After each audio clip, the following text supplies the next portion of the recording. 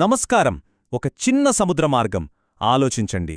ప్రపంచ ఇంధన రాజకీయాలన్నిటినీ ఎలా శాసిస్తుందో ఈరోజు మనం చూద్దాం. ఒక్కసారి ఈ చిత్రాన్ని చూడండి.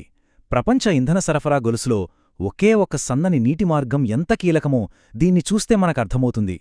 దీని పేరే హార్ముజ్ జలసంధి. ప్రపంచవ్యాప్తంగా సముద్రం మీద రవాణా అయ్యే చమురులో దాదాపు మూడో వంతు అంటే 1/3 దీనిగుండానే వెళ్ళాలి, వేరే దారి లేదు.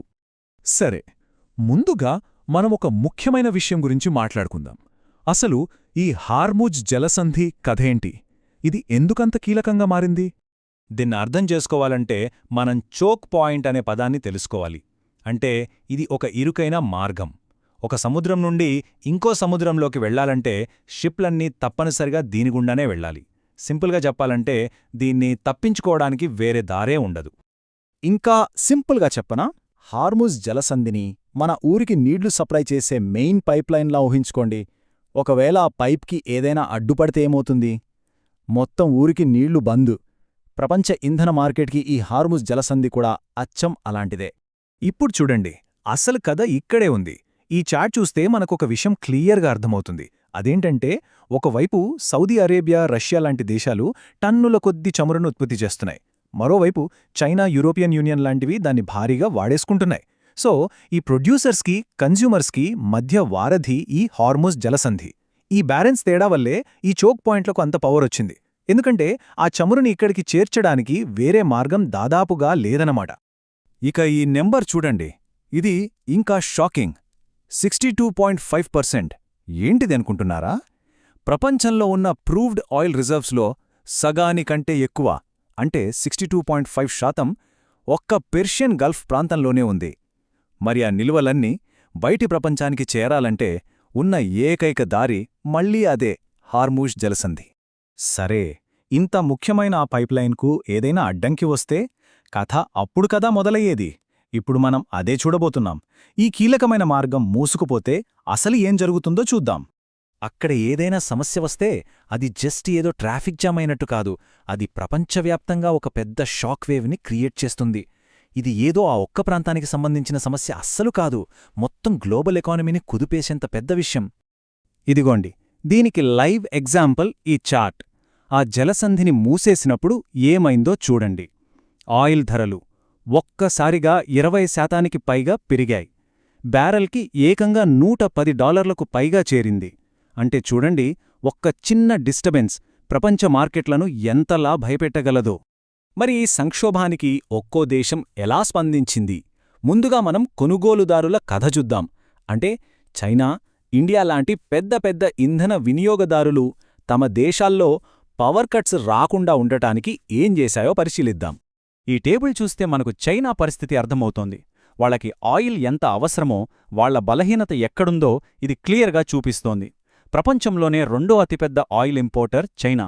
అంటే వాళ్ల ఎకానమీ నడవాలంటే బయటనుంచి వచ్చే ఆయిల్పై ఎంతలా ఆధారపడి ఉన్నారో ఆలోచించండి.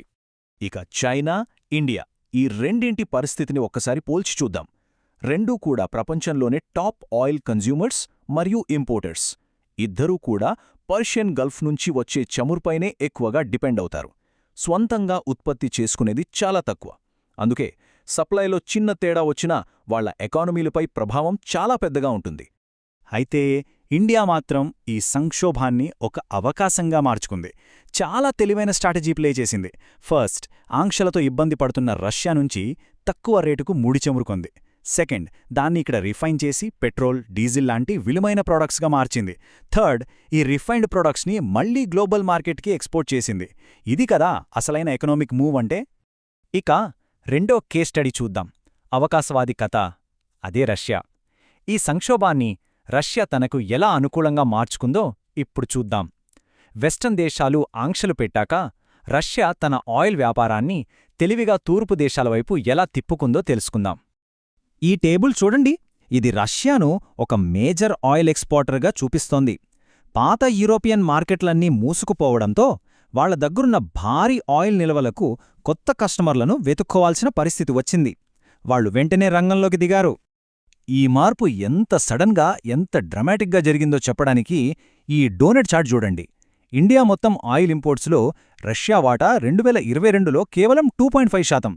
అదే 2023 వచ్చేసరికి ఏకంగా 39% పెరిగింది. అంటే ఒక్క సంవత్సరంలోనే ఎంత పెద్ద మార్పో ఆలోచించండి. ఇక మన చివరి కేస్ స్టడీ పాత సంరక్షకుడు, అదే యునైటెడ్ స్టేట్స్. ఇన్నాళ్లు ప్రపంచ ఇంధన మార్గాలకు పెద్దన్నలా ఉన్న అమెరికా పాత్ర ఇప్పుడు ఎలా మారుతుందో చూద్దాం. ఈ టైమ్లైన్ మనకు యుఎస్ పాత్రలో వచ్చిన మార్పును క్లుప్తంగా వివరిస్తుంది. 1970లో మిడిల్ ఈస్ట్ ఎనర్జీ సెక్యూరిటీలో యుఎస్ ఒక కీ ప్లేయర్గా ఉండేది. కాని 2010లో షేల్ ఆయిల్ రెవల్యూషన్ వల్ల వాళ్లకే కావాల్సినంత ఆయిల్ దొరకడం మొదలైంది. ఇక ఇప్పుడు ప్రపంచ ఆయిల్ రూట్స్ మారిపోవడం, వాళ్ల సొంత ఉత్పత్తి పెరగడంతో యుఎస్ తన పాత స్ట్రాటజీని మార్చుకోవాల్సిన పరిస్థితి వచ్చింది. సో ఈ కేస్ స్టడీలన్నీ కలిపి చూస్తే మనకొక కొత్త గ్లోబల్ ఎనర్జీ మ్యాప్ కనిపిస్తుంది. ఈ ఒక్క సంక్షోభం ప్రపంచ వాణిజ్య రూపురేఖలనే మార్చేసింది అని చెప్పచ్చు. అంటే ఇప్పుడు కొత్త రియాలిటీ ఏంటంటే, 1 ముఖ్యమైన గ్లోబల్ ట్రేడ్ రూట్స్ మొత్తం మారిపోయాయి. 2 రష్యా తన ఆయిల్ ఎక్స్పోర్ట్స్ని వెస్ట్ నుంచి ఈస్ట్కి సక్సెస్ఫుల్గా మార్చేసింది. 3 ఇండియా ఒక కీలకమైన రిఫైనింగ్ హబ్గా మారింది. ఇక 4ది ప్రపంచ ఎనర్జీకి గ్యారెంటర్ అనే తన పాత పాత్ర నుంచి యుఎస్ నెమ్మదిగా పక్కకు జరుగుతోంది. ఈ విషయంపై ఎక్స్పర్ట్స్ ఏమంటున్నారో చూద్దాం. జయన్ జోస్ థామస్ ఏమన్నారంటే, అంతర్జాతీయ రాజకీయాల్లో చమురు కథ ఇప్పుడప్పుడే ముగిసిపోదు. నిజానికి ఇలాంటి ఒక సంక్షోభం వచ్చినప్పుడు చమురు ప్రాముఖ్యత మరింత పెరుగుతుంది, గ్రీన్ ఎనర్జీకి మారడం ఇంకా కష్టమవుతుంది. ఇదంతా మనలో ఒక పెద్ద ప్రశ్న దగ్గర ఆపుతుంది. పైప్లైన్లు మారిపోతున్నాయి, కొత్త పవర్ సెంటర్స్ పుట్టుకొస్తున్నాయి. మరిలాంటి కొత్త ప్రపంచంలో మనందరికీ అవసరమైన ఈ ఇంధన భద్రతకు గ్యారంటీ ఎవరు? ఆలోచించాల్సిన విషయమే కదా.